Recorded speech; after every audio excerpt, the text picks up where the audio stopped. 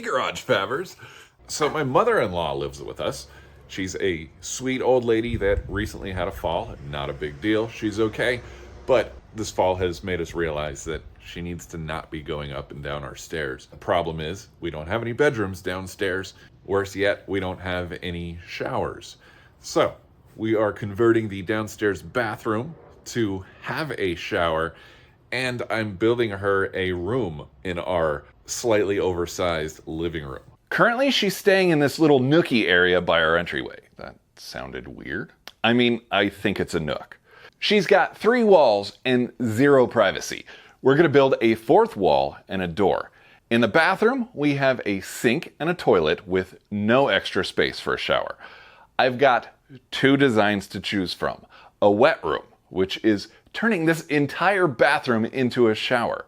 All the walls would be tiled and a drain installed in the floor. This wood vanity would be swapped out with a porcelain one so that it can get wet. And the door would have to be replaced with something waterproof also, but that's it. It's probably the easiest option, but I'm worried about what that would do to the appeal of the house when it comes to sell it, because it's kind of weird. Kind of awesome too. You could shit, shower, and shave simultaneously. That said, the preferred option is to push this wall back enough to fit a standing shower, but it's all going to depend on the wall. Meaning, if it's a structural part of the house, we're going to be forced to build a wet room.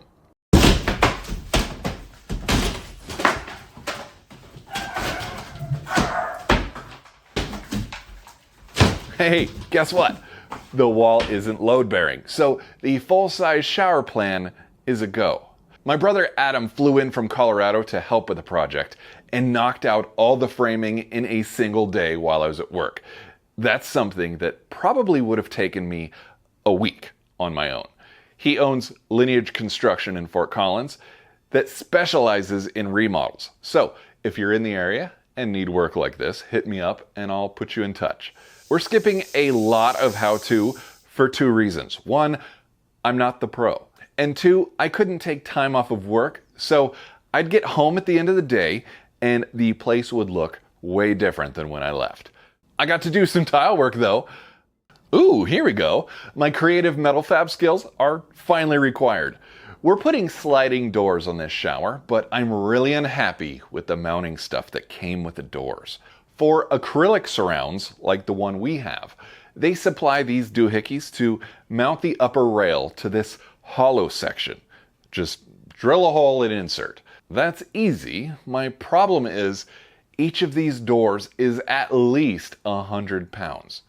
200 plus pounds pulling down on the acrylic walls seems strange to me. I ran to Lowe's to see what their display looked like and wasn't surprised to see the acrylic was heavily distorted where the upper rail was attached. In hindsight, we should have added another stud behind the acrylic that filled the hollow section where the doors attach, but we didn't. So we've got to come up with something else. That something else is some huge lag bolts that are inserted into the studs and extend out to meet the acrylic.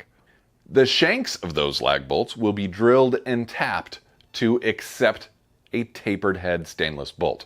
That's right, I'm going to put a bolt into another bolt. I just need to figure out how to drill perfectly straight through the end of this lag bolt.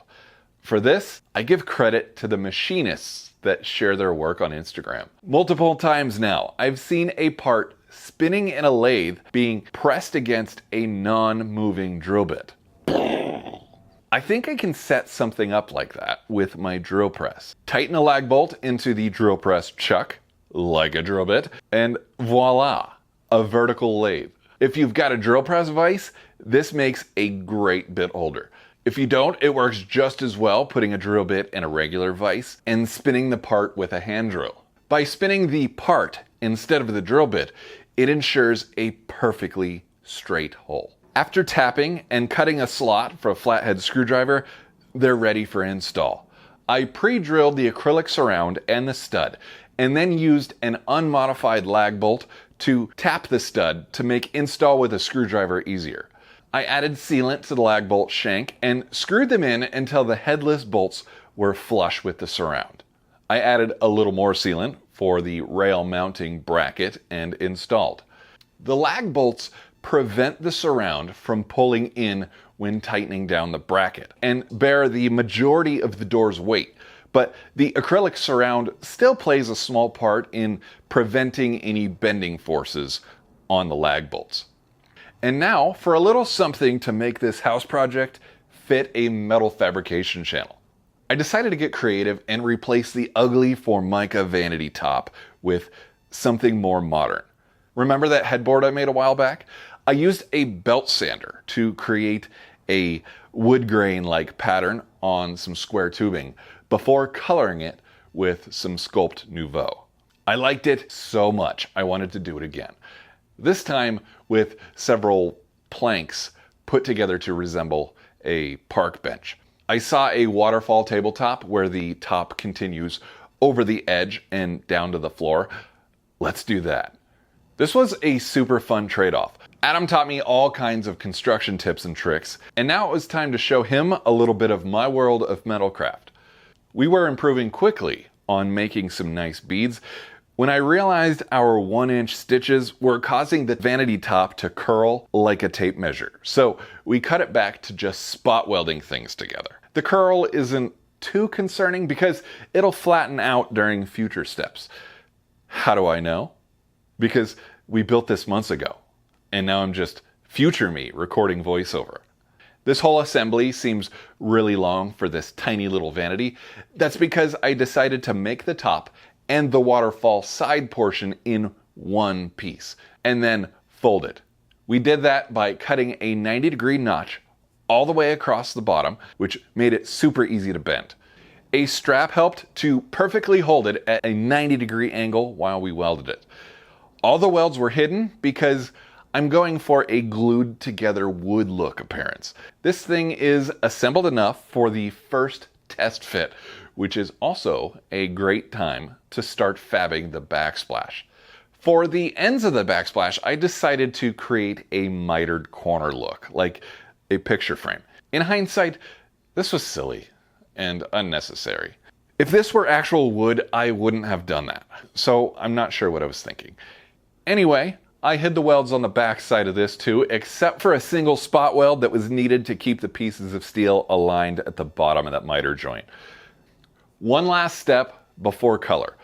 I bought this rectangular sink that just sits on top, but once in place, the sink looked awkwardly tall, and also the sink was uneven on the bottom, so it wobbled all wonky-like. I decided I could hide this wonkiness and simultaneously shorten it nearly an inch if I insert it into the vanity top. So I traced around the sink edge and very carefully cut out the top wall of the steel planks. Now the sink rests on the lower walls of the rectangular tubing and the wavy bottom is hidden. I found that the corner of the bathroom wall is exactly 90 degrees, so I welded the backsplash on at exactly 90 degrees. Future me popping in to say, "That's gonna annoy you later, bruh." Let's stain this thing. Sculpt Nouveau is a chemical oxidation product. Stupid expensive, but stupid cool as well.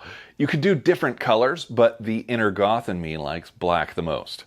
I choose to brush it on because the brush strokes, when in line with the scratches in the metal, enhance the wood appearance. Once applied, you rinse it off. Once dried, I like to go over it with a Scotch-Brite pad, again with the grain, to bring some of the metallic shine back to the surface. You can't scrub too hard or the color will come right off, which is exactly what I did. So let's add another coat and we'll be a little more gentle this time. So much better. I wish I could leave it like this, but it's steel. A couple water splashes from the sink and this thing is gonna look like anus. So we've got to coat this thing. On the headboard, I used a rattle can matte clear. It looked amazing when I was done. It's not a high traffic piece of furniture, but there's a few places that have been dinged or rubbed and that rattle can clear came right off. So I'm going to risk ruining this thing with some experimentation. I'm going to have it powder coated gloss clear.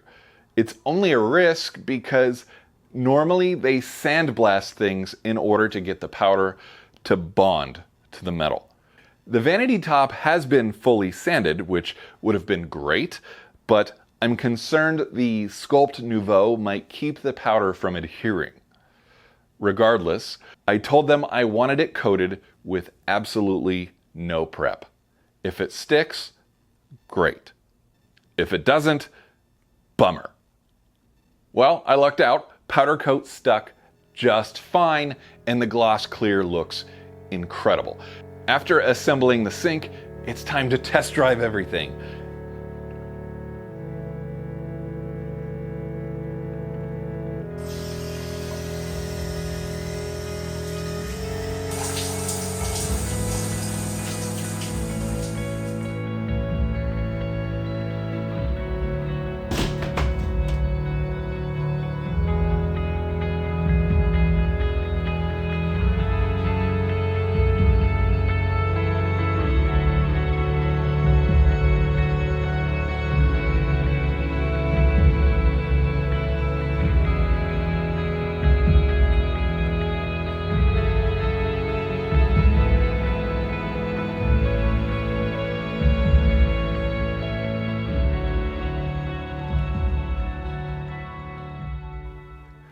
Thank you again for your kindness and your patience, my friends.